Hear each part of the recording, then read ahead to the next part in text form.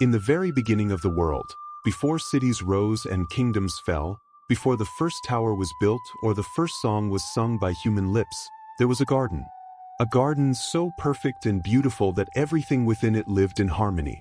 The birds sang sweet melodies, the rivers danced over shining stones, and the trees whispered secrets to the wind. In the heart of this garden, two beings were created from the earth itself, a man named Adam and a woman named Lilith. Lilith was no ordinary woman. She was made not from Adam's rib, but from the same clay and dust that formed him. She rose from the soil, strong and free, with eyes that held the night sky and hair as dark as the shadows behind the stars. She was powerful, proud, and full of fire. Adam was fascinated by her at first, but soon he wanted Lilith to obey him, to bow to him, to let him lead while she followed. Lilith, however, would not. She was born equal and she knew it. "I am not beneath you," she said, "I am beside you." But Adam would not listen.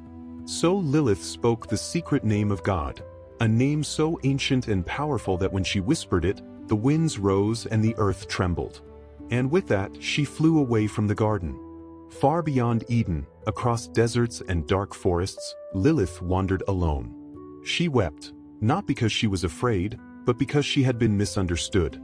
She cried out to the stars, to the moon, and to the forgotten corners of the world. That is when a new voice called to her, soft and strange, like a song sung backwards. It was Lucifer, the fallen angel.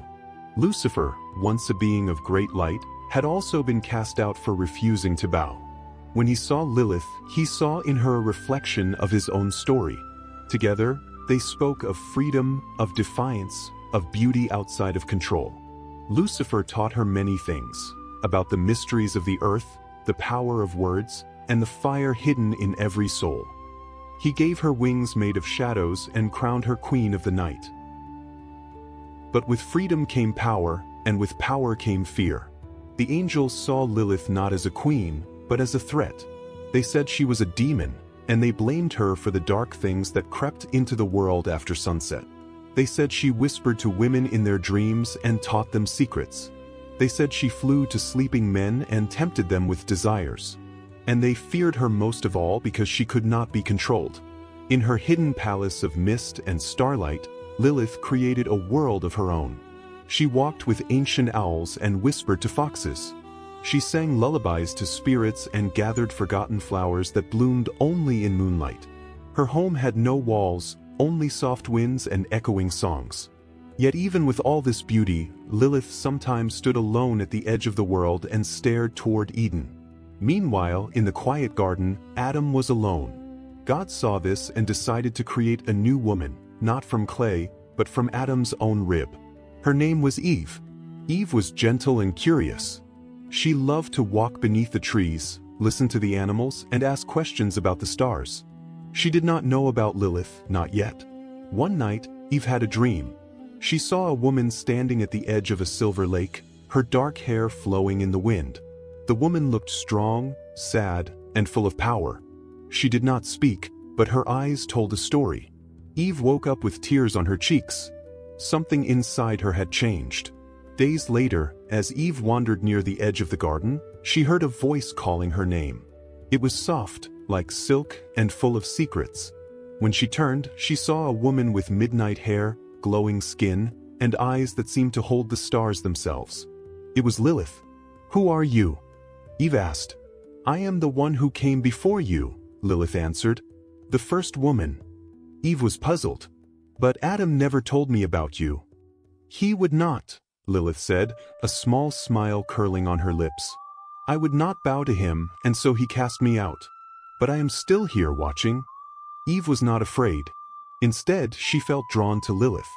"What do you want from me?" "I want you to know the truth," Lilith whispered. And from her robes, she pulled a fruit, not like any Eve had seen. It shimmered with colors that didn't have names and smelled like ancient rain. "Eat this, and your eyes will open. You will know good and evil. You will understand the fire that lives inside you." Eve hesitated, just as a snake coiled down from a branch nearby. The snake was not just any snake. It was Lucifer in disguise.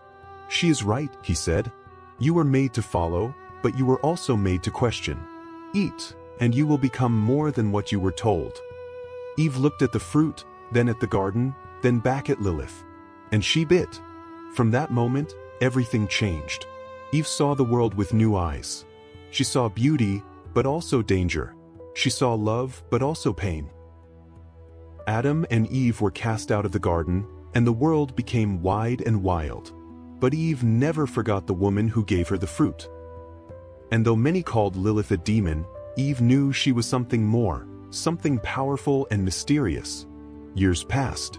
One night, a lost child wandered into the forest, crying and afraid. The trees were tall and dark, and the wind howled like wolves. The child sat under a tree, sobbing. Then, from the shadows, came a woman with glowing eyes. "Why are you crying?"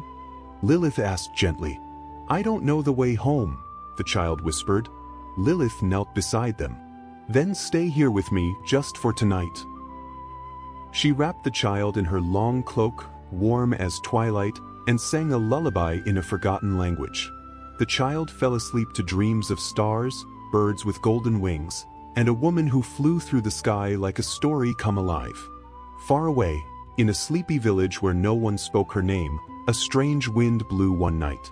Fires flickered, dreams stirred, and the next morning, a little girl woke up with a secret. "Mama," she said, "I dreamed of a beautiful woman with dark wings. She told me I'm stronger than they say." That little girl grew up to be a healer, then a storyteller, then a teacher, all because of one whisper in the dark. High above the earth, the moon noticed Lilith watching. The moon smiled.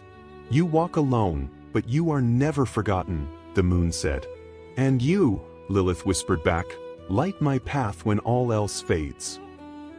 For Lilith is not just a woman from old stories. She is alive in every question asked, in every brave choice made. She is the guardian of the night, the one who walks without permission. She is not evil. She is awakening. In hidden temples and quiet bedrooms, people began to speak Lilith's name, not in fear but in reverence. Witches lit candles in her honor. Artists painted her in flowing robes, arms open like wings.